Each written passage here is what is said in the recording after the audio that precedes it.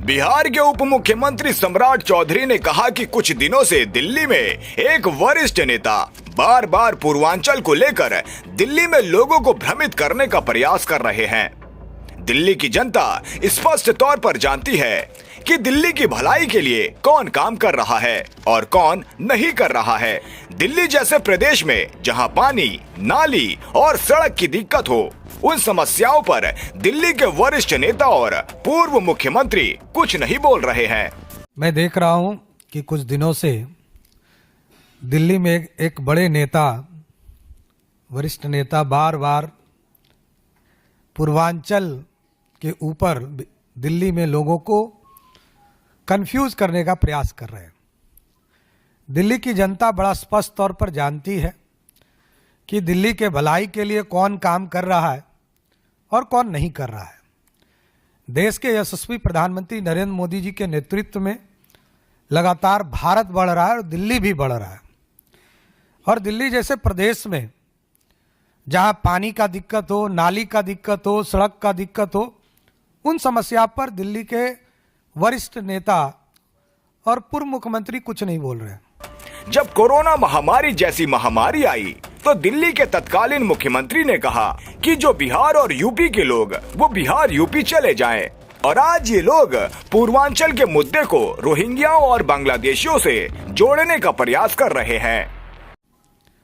और जैसा कि आप जानते हैं, याद कीजिए कोरोना के समय को, जब कोरोना जैसी महामारी इस दुनिया में आई तो दिल्ली के तत्कालीन मुख्यमंत्री ने क्या कहा था कि जो बिहार यूपी के लोग हैं वो बिहार यूपी लौट चले जाएं।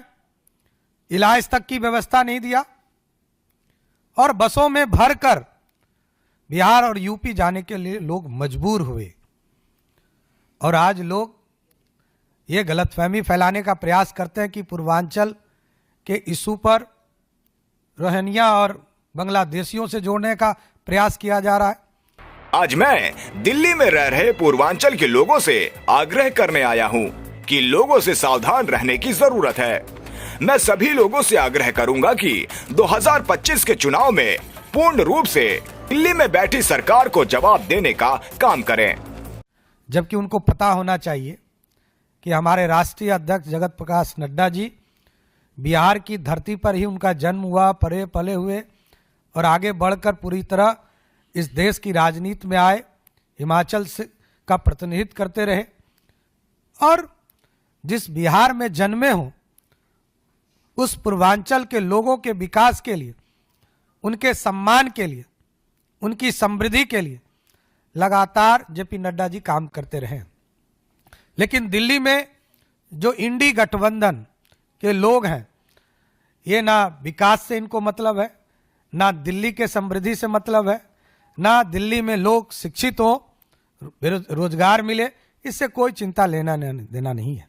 इसलिए आज बड़ा स्पष्ट तौर पर मैं आग्रह करने आया हूं दिल्ली में रह रहे पूर्वांचल के लोगों से, इन लोगों से सावधान रहने की जरूरत है और इन लोगों को करारा जवाब देने का समय आ गया। 10 साल 12 साल से दिल्ली में सरकार बनाकर कोई काम दिल्ली की जनता के लिए इन लोगों ने नहीं किया है। इसलिए मैं विशेष तौर पर सभी लोगों से आग्रह करूंगा कि पूर्वांचल के लोग 2025 के चुनाव में पूर्ण रूप से दिल्ली में बैठी सरकार को जवाब देने का काम करें।